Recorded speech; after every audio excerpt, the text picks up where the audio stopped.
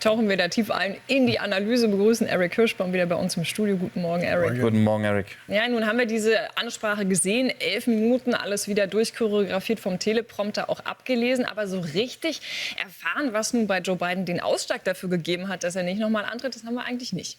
Nein, der denkt an sein Vermächtnis, der denkt an, was die Leute in der Geschichte denken. Und es war auch ein bisschen Wahlkampfrede.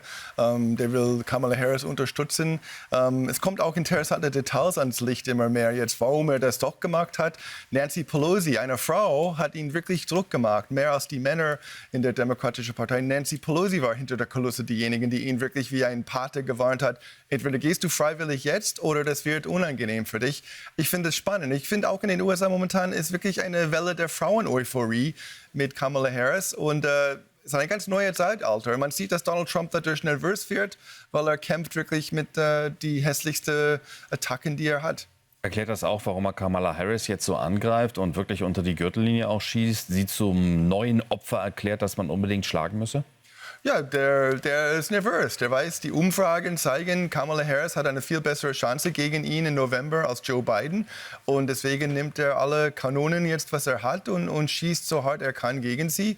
Das ist ein Indiz. Das wird ein langer, harter, hässlicher Wahlkampf werden. Ja, es gibt ja offenbar auch schon Warnungen unter den Republikanern, dass man jetzt aber bloß nicht sich darauf einschießen sollte, auf die Fakten, dass Kamala Harris eine Frau ist. Auf ihre Abstammung soll man auch nicht eingehen, also mehr auf den Inhalt. Also hat man da schon die Befürchtung, dass das in die falsche Richtung abdriften könnte? Ja, absolut. Ich meine, Trump war 2016 gegen Hillary Clinton erfolgreich, aber das war eine ganz andere Zeitalter. Die Frauen in Amerika sind viel weiter gekommen. Es ist nicht mehr was Besonderes, dass eine Frau Präsident werden will. 2020 gab es 6, 7 Frauen.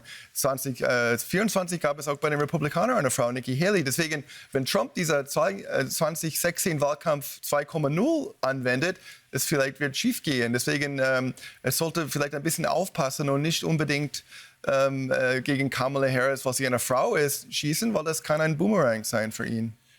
Du hast eben Nancy Pelosi angesprochen von den Demokraten. War die ehemalige drittmächtigste Frau der USA. Sie war Chefin des Repräsentantenhauses, hat natürlich auch viel bestimmt. Sie stammt aus Kalifornien, ist aber auch über 80 Jahre. Und du hast gesagt, sie hat ihm sehr viel Druck gemacht. Also was bedeutet das, dass auch Pelosi sich jetzt noch mal so eingemischt hat? Sie ist ja extra seit einigen Jahren aus dem Kongress ausgeschieden, wegen ihres Alters. Und hat tatsächlich immer noch diesen Einfluss bei den Demokraten? Ja, Biden hat gesagt, er würde vor ein paar Wochen, ich gehe nur, wenn Gott mich ruft. Ja, aber jetzt ist er weg. Und die mächtigen Männer in der Republikanischen Partei, Obama, Clinton, Schumer, die haben das irgendwie nicht geschafft, ihn zu überreden hinter der Kulisse. Aber es war Nancy Pelosi, der ging in seine Lieblingssendung Morning Joe und er hat auch Klartext mit seinem Berater geredet. Hey, zeig mir die Umfrage, wo du eine Chance hast.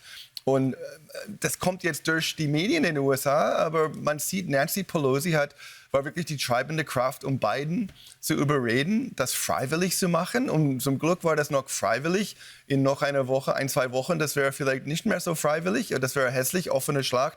Und dann hätten die Demokraten vielleicht nicht so eine Chance. Aber jetzt ist das alles mit viel Anstand passiert. Biden kann mit hohem Haupt da gehen. Das war meine Entscheidung. Und er kann in die Geschichte gehen als ein erfolgreicher Präsident, der viel geschafft hat in seinen 4 Jahren. Also am Ende nicht der Allmächtige, sondern Nancy Pelosi, die das Stoppschild hochgehalten hat. Eric, vielen lieben Dank für diese Einordnung. Gerne.